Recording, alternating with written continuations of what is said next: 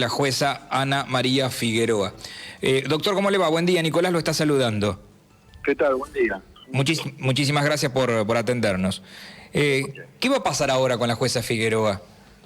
Bueno, ahora que el Senado ratificó el acuerdo de renovación, digamos, seguramente, bueno, ahora vendrá la designación formal del presidente a través de un decreto, será publicado en el boletín oficial, y una vez que eso ocurra, la jueza Ana María Figueroa, mejor dicho, la ex jueza Ana María Figueroa, va a pedirle al Consejo de la Magistratura que la restituya en su cargo. Y el Consejo de la Magistratura tendrá la posibilidad de ver qué hace el Consejo de la Magistratura. Puede ser que el Consejo de la Magistratura la restituya en su cargo. En ese caso se planteará un tema judicial que llegará otra vez a la Corte. Puede ser que el Consejo de la Magistratura niegue la restitución de la jueza en su cargo en función de lo que la Corte ya dijo. En este caso también se va a judicializar y va a llegar a la Corte, ya lo que se judicializa por el otro lado. Y también puede ocurrir que me parece lo más razonable, es que el Consejo de la Magistratura no haga ni una cosa ni la otra y diga, bueno, a ver, vamos a poner esto en conocimiento de la Corte, que ya se pronunció al respecto, a ver qué dice. Y la Corte obviamente va a decir lo que ya dijo y va a decir que este acuerdo que le dio el Senado es extemporáneo, que es nulo, que es inconstitucional y que por lo tanto Ana María Figueroa no puede volver a ser jueza, y esto es lo que seguramente va a pasar. Clarísimo. ¿Y por qué se hace entonces? ¿Cómo lo analiza usted de esta jugada? ¿Tiene que ver simplemente con una cuestión política para poner en agenda un tema que por ahí al resto de los argentinos no nos interesa? ¿Cuál es el objetivo? Hay una pregunta muy interesante que a veces formulan los alumnos en las clases de Derecho Constitucional, que es parecida a esta, y que es buena para aclarar. Sí. Porque en realidad la pregunta es, ¿y por qué los gobernantes dictan normas o toman decisiones que son inconstitucionales? Si los primeros que debieran ser custodios de la Constitución son ellos. Si ellos cuando juran respetar la Constitución, ¿cómo después hacen cosas inconstitucionales? Esta es una pregunta totalmente válida. Lo que pasa es que, lamentablemente, los gobernantes, cuando toman una decisión, cuando dictan una ley, cuando dictan un decreto, en el caso del presidente, si bien lo primero que tendrían que verificar es la compatibilidad de esa norma con la Constitución, en realidad lo que ellos piensan es si políticamente es bueno o es malo, si les sirve o no les sirve políticamente. Entonces se largan.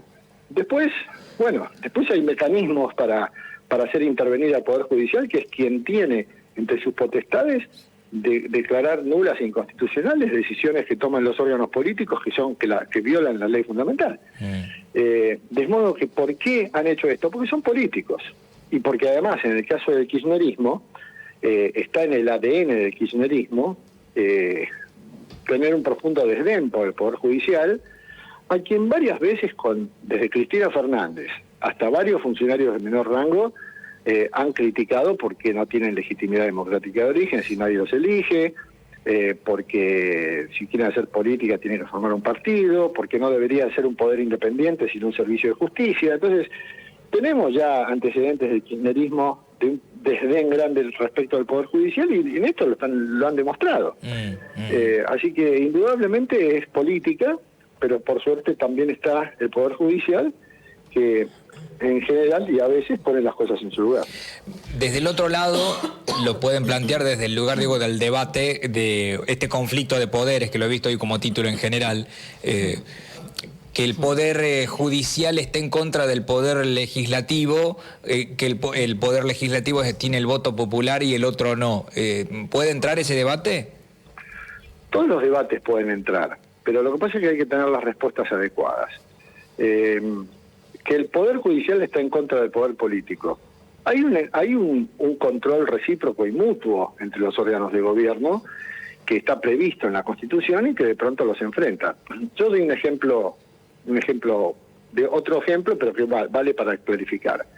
Cuando el Congreso sanciona una ley y el presidente la veta, estamos ante un, si se quiere, conflicto de poderes. Sí, también. Sí. Cuando el Congreso dicta una ley o el presidente un decreto y el Poder Judicial los declara inconstitucionales, estamos ante una especie de conflicto de poderes. El problema no es que eso ocurra, porque siempre va a haber un conflicto cuando hay cuando hay contrapuntos así, siempre se va a encender la mecha. El tema es que haya mecanismos para resolverlos dentro del Estado de Derecho, y esto es lo que pasa aquí. La Constitución ha sido muy sabia.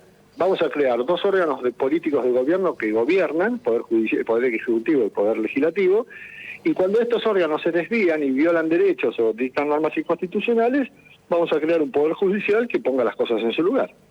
Y esto genera conflictos, pero es el funcionamiento del Estado de Derecho. Entonces hay que verlo de esa manera. Clarísimo. Doctor, le agradezco. Muchísimas gracias por su tiempo, ¿eh?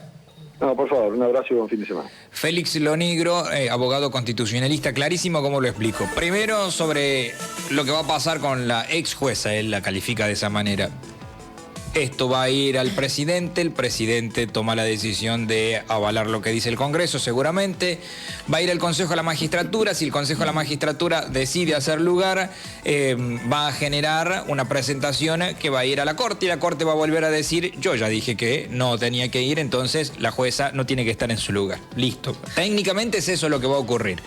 O sea, hemos perdido tiempo en todo lo demás. No, y el salario de la jueza, que la denominaron ayer los mismos legisladores como una ocupa, porque no puede firmar nada, o sea, está ahí de adorno.